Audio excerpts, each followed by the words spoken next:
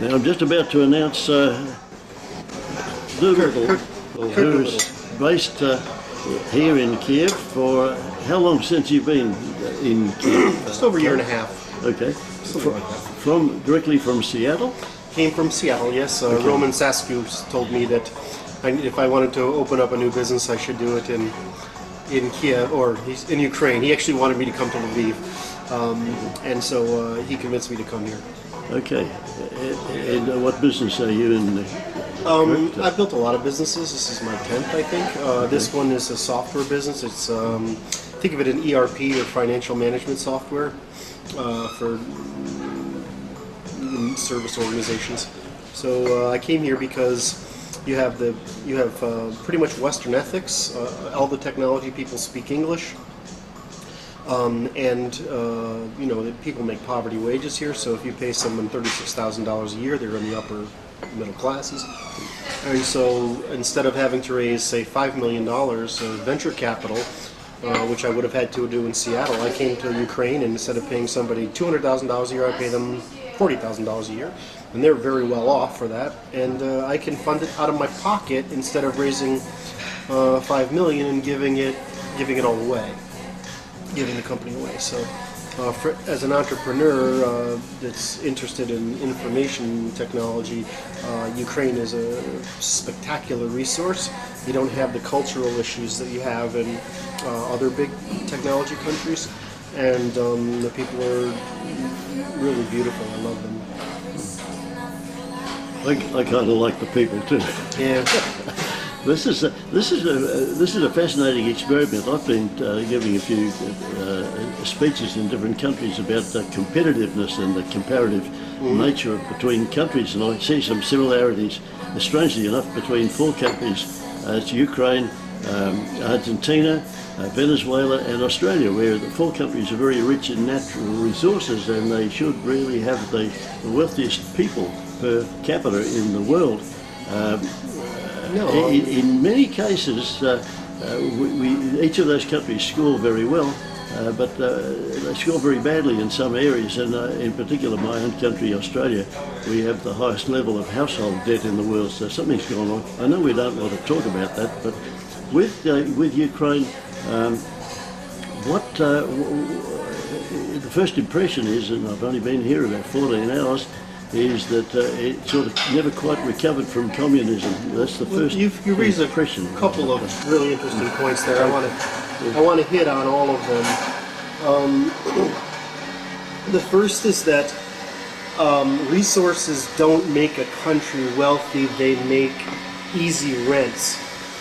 And so what happens with rents, with resource-dominant countries, is that the political class can easily extract rents from the resources. So being rich in resources actually doesn't work to your advantage. It doesn't work to your cultural advantage. It works to your totalitarian advantage, which doesn't work to your egalitarian or libertarian interests. The second thing you brought up was the second thing, part of that is that Ukraine has a very good technology sector precisely because it's impossible for the government to extract rents from technology innovation because there's no physical product. So since there's nothing that can be transported, there's nothing that can be held in inventory, held hostage, no rents can be sought against it, and furthermore, since it can be done anywhere, it's actually impossible for the government to tax it at the levels that they do, or the corrupt level of corruption they do in this country, where realistically just a few people own all the natural resources here. I mean, I don't remember how many it is, but it's under 20. The third thing you brought up is that they haven't recovered from communism yet, or the Soviet Union. And honestly, I mean, if I can be rude, they're going to have to die off to fix that. And so I actually look at it another way, is they've had the Orange Revolution and then our Maidan, Hero Maidan Revolution this winter. And that's just a measure of how desperate, especially the younger generation is, not the older, but the younger generation is.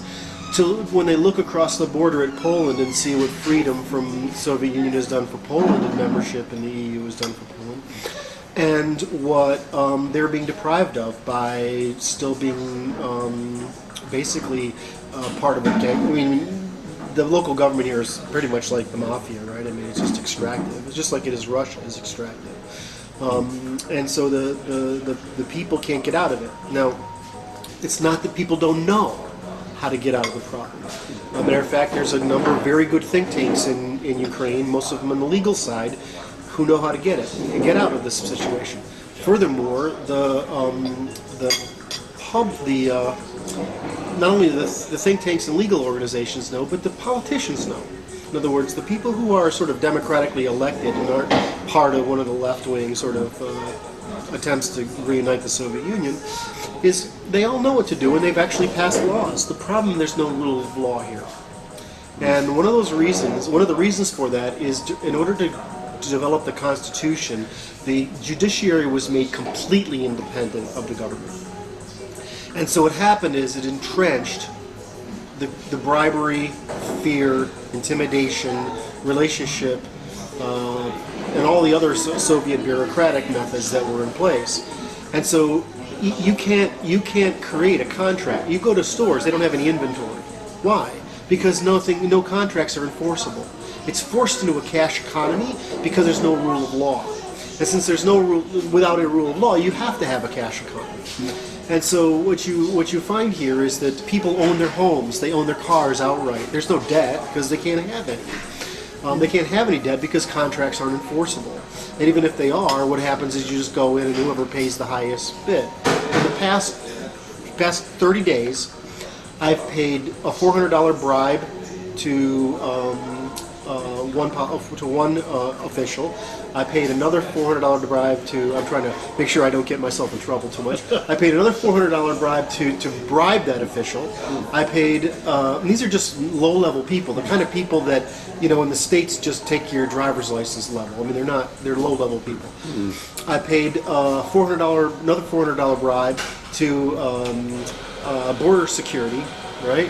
So they wouldn't steal my stuff. I mean, it was either that or they threatened to steal my things or take it. And we paid a $10 bribe to a policeman to get out of a speeding ticket on Friday, and Saturday we paid a $20 ticket to getting out of a turn lane ticket. In neither of these cases was anyone speeding or in the wrong lane, by the way. It's just how it works here. And so the Soviet model of corruption is still here. And you can't fix it because even if there was legal standing, which there isn't, there's no rule of law. And so it's not that anybody doesn't know this, and it's not even the government doesn't know it, which is why I think we'll see a huge attempt to reform the police system here on the Georgian model, which is to basically fire everybody and then hire them all back under if they can pass really hard tests, and they give them a lot of money to come back. And then the second thing is that they will need to fix the judiciary and the bribery, fear, and intimidation in the judiciary. So, they haven't recovered, but it's not that libertarians don't understand why it hasn't recovered. It doesn't recover because there's no rule of law. I mean, like Hayek told us, we've got to have a rule of law.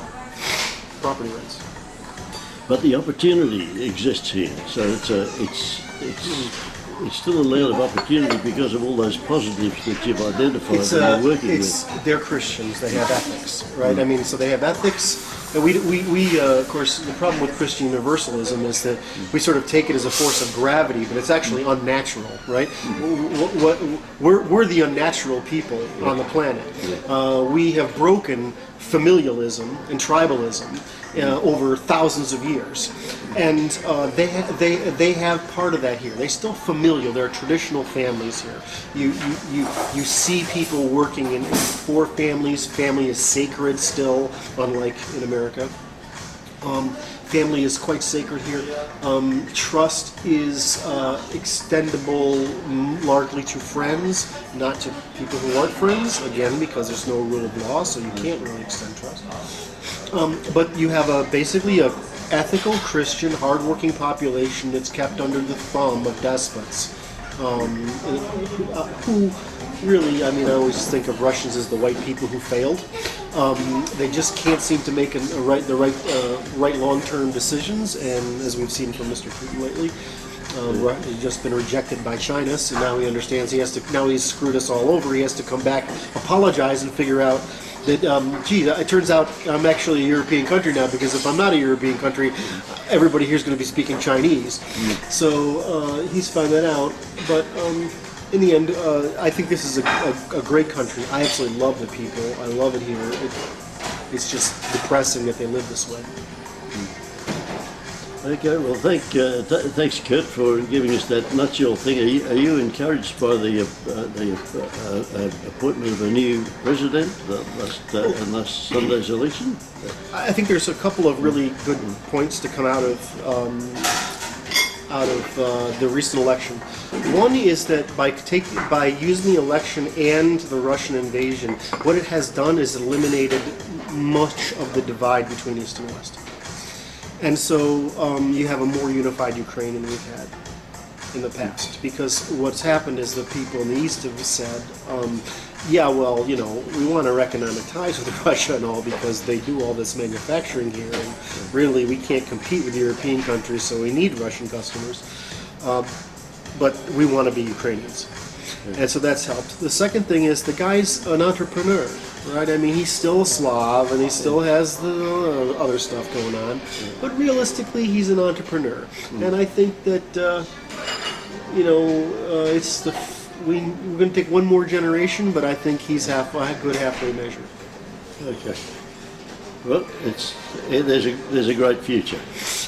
It's a great future for Ukraine. I don't know what the future is for Australia. It's a great future, and you've chosen to be part of it. So, in economic terms, using proper property theory, is probably the best means of discussing politics ever invented. And so what I've tried to do, though, is I want to repair what I think is wrong with libertarianism, so that we can return to our position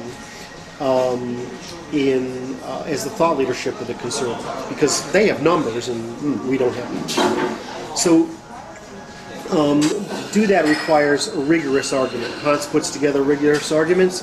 An awful lot of libertarian arguments, certainly all conservative arguments, are moralistic, moralizing, but they're not rigorous. And so my goal is to try to put a rigorous argument together. And my point is, which I mentioned to you earlier, that we as libertarians don't get to choose what level of ethical and moral suppression there is going to be embodied in the law. We don't get to make that up ourselves and draw a line in the sand and say this is what's right. And the reason is that there is a necessity out of human nature to suppress immoral and unethical actions, criminal, unethical, and immoral actions, to a level that people will not demand a state. So we can't tell people you can't demand a state if the state is imposing their moral and ethical limitations. So on the other hand, you can say to people, well, what's the minimum criminal, ethical, and moral suppression, enforcement we need? What do we have to put in the common law in order for people to form a rational, voluntary society? And I think this is pretty obvious from the evidence, is that people have rejected what we call the Rothbardian argument, or the aggression axiom, or what Jeff Tucker is now calling the brutalist argument, because while that may be a necessary level of enforcement under the common law, it's an insufficient level of enforcement under the common law. It's insufficient because people won't rationally join a polity where rampant, unethical, and immoral behavior can be easily conducted. And the reason is because it's too high transaction costs. It puts this huge transaction costs on economic, personal activity. Now you can use a Rothbardian brutalist ethic with the nation next door, because you don't have to live with them, right? You don't have to interact with them every day. But you can't choose to sort of use an international ethics with people that are your neighbors. You can wish you could, you can, but in fact, brutalism, Rothbardianism, the non-aggression principle, if we refer to property, we define property as intersubjectively verifiable, which is a technical term, which means that we can see it, both of us. If we're only to suppress that level, that means we're licensing, we're actually saying you can, not only can you only enforce criminal behavior that violates non-aggression, but you can't enforce unethical and immoral behavior, right? You can't suppress it by law. So what's happening is you've now licensed unethical and immoral behavior. Now, well, you're not going to get people, the average person on the street, to other than intuit something's wrong with this, with Rothbardian ethics. But the fact is, there's something wrong with it, and we can empirically tell that because now we can measure all this stuff about people. We can see that, well, they don't like Rothbardian ethics. They want classic liberal ethics. That's what they want. They don't like. They don't want to live in a society where they have to be worried about the fact that they're being taken advantage of. Do you want me to continue one more line on this? Sure. And the reason is this: is that we're libertarians. We tend to be geeks, and we also tend to be the autistic end of the spectrum. All right. So we tend to be very bright. Libertarians are bright. Well, we have a smart people disease, and that is that it's easy for libertarians to understand incentives and to deduce incentives from any conversation. We don't sort of rely on emotions to tell us this stuff. We just deduce incentives. So we have this wonderful rationalist view of the world, and we actually, turns out, we're incredibly good at uncovering deception, fraud, and that other stuff. So what happens is we discount the difficulty that it comes from identifying unethical and immoral actions. We discount it a lot, whereas the rest of humanity doesn't. They live in a world where they actually depend on each other to tell you, is that guy telling me the truth or not? They don't make independent decisions we do. So we kind of beat up on the left for this dependence on each other, as if they can't think, when the fact is, well, they're actually just worse at it than we are, right? And so we're really good at this particular thing, and then we assume the world operates by this gravity. And the truth is, we're wrong. Right? You can't just say to people, well, just because we're really good at identifying when people are committing illegal and immoral and unethical actions, and we can walk away, but you who can't identify them have to be the victim of them. And so you're not going to get people, you're not going to get enough people. You might get a little handful of people to get in a libertarian society and license unethical and immoral behavior, but you're not going to get a polity together to do this with any sufficient size. I'm going to flip it around and say the only people there's a couple groups of people on the planet who do practice Rothbardian level ethics, which is in group they're still high trust, but out group they're parasitic, where they tend to be unethical and immoral as a strategy. Gypsies. Now, what do you do to gypsies? Well, you have to get rid of them, and if you could exterminate them, you actually do, because people have. Right? So what's going to happen if you get a Rothbardian libertarian group together on some island somewhere, is that everybody's going to try to exterminate you because you're going to have too many unethical and immoral actions and too high trust violations. So the point is, we don't get to choose what level of property rights that there has to be enforceable under common law. We don't get to arbitrarily make that. And what we get to do is an empirical test of saying, what is the minimum amount of enforcement necessary for people to join a voluntary polity? And I think what you'll find is that we'll find, and I'm going to try to fund a little bit of research on this over the next couple of years, is that I think you're going to find that the classical liberal level of suppression is going to be the minimum amount of legal enforcement in order to create a libertarian society. And I want this to be clear because the issue is government, not morals and ethics. Right? If you tell me we get rid of the parasitism of government and we can replace all those institutions with competing ones, right? We have left as a moral and ethical society. Well, I mean, I'm sorry if most human beings want it to be moral and ethical, right? But if we have a moral and ethical, and you can't be as easily, this is the point, you can't be a libertine in this libertarian society. I'm sorry, suppressing libertinism, unethical and immoral action, is probably a pretty good price for eliminating all demand for the state. So my goal is, I say we need to eliminate demand for the state. My suspicion is, in order to eliminate demand for the state, libertinism is going to be a little bit suppressed, right? And so I think that's going to be the right level of libertarianism. So I want to change the argument from one of what's morally right and just, which is a bunch of unempirical nonsense, to what is the minimum level of suppression of involuntary transfer, imposition of costs, whatever you want to say. What is the minimum level of that that's necessary for a formation of a voluntary polity that does not have any demand for an authoritarian state? And draw up a constitution around that. Yeah, it's actually really easy. You know, we beat up our ancestors, for not being particularly, perfect, but I mean, they did a pretty good job of, preserving their rights as an Englishman. If we hadn't had the Civil War, if they just split up the country at that point, we might have had two constitutions that could have competed, that would have preserved our rights as Englishmen, or Anglo-Saxons. And at this point, it's probably just time to create a new constitution that restores our rights as Englishmen or as Anglo-Saxons, to get back to the common law without the government. Did you get involved with John Hospers? John Hospers, he was really the libertarian candidate back in the US about 1972, and he wrote a book called, I think, The New Constitution for a New Country, and he was drawing up constitutions for newly emerging countries like Vanuatu and things like that. I think there was a group out of the US that also started Minerva, the little island near Tonga, where it was just some rocks appearing, and they took some concrete out and some chicken wire, and they built a little island. They proclaimed that as a nation state, and I remember buying some silver coins that they minted to fund their original constitution. But there's some very interesting stuff on those new constitutions. Well, I'll look at it. The truth is, I tend to read everything, not just libertarian. Yeah. And this is one of the problems that libertarians, I find, is they tend to be heavily selection biased. So I tend to read pretty much everything, and it just turns out the libertarians are right about a lot of things. They're right about economics, they're right about the common law, and they're right about the results of living under liberty.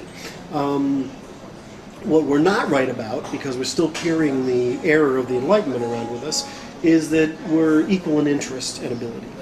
And I think the problem is that conservatives are right on it. Conservatives are right that the Durkheimian view of the world, which is, it's pretty hard to tame a bunch of hyper predators, which is what we are, the world's greatest super predator, to train those creatures to cooperate together. And you need a whole lot of signals and enforcement and suppressors all around us to take that super predator, instead of from we wiped out our predecessing competitors, our Cro-Magnons. We wiped them all out, right? The Neanderthals. We probably ate them, I don't know. They probably chased it like chicken or something. I guess probably be funny, but we're great super predator. We have to. A Durkheimian world says that it's actually really hard to make people do that, and I think the evidence supports it. And so I think the libertarians are wrong in this benevolent view of natural man, and the conservatives are right. Now, the conservatives don't have a rational language. So we've got economics, we've got law, we've got the liberty creates prosperity, prosperity creates choice, and we have got a rational language. Conservatives have a lock on morals. They understand it better than we do. That's why they win elections and we don't. And so what I want to try to do is I want to try to convert all of that into libertarian language, so that we can talk to the conservatives and say, I know this is how you talk about this thing, but you realize it's really close to talking about magic, right? And so we need to change your magic into something rational.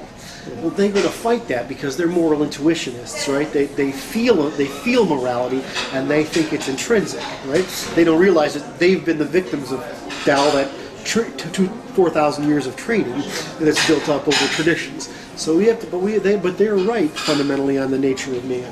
Well, Curt, you've defined the problem, and people like you and I have got about this remaining task is to clearly define it and put it into a one-pager. Well, I've got it down to about 20,000 words. Hopefully, I'll get my. I've been promising my book out for 2 years now, but every time I make a draft of it, I realize, I got this part wrong, and so I think that I'm pretty close now, and I think that over the next couple of years, I'll be able to put that together in a rational language that we can talk about all politics. Good, so we can watch for this book. Have you got a title for it? Propertarianism. Propertarianism. Yeah, I call it. I'm riffing off of Ricardo Duchesne's work. It looks like Duchesne when you read it, Duchesne, which is the aristocratic egalitarianism. And I think that propertarianism is a sort of method. It's a logical method for all political systems. And then I think aristocratic egalitarianism is probably the term we're going to use going forward, or aristocratic liberty is the term we'll go forward with when we're talking about what the future of libertarianism looks like. Wonderful. You've given us something to look forward to. Thank you, my friend. Thanks so Appreciate much. it. Okay.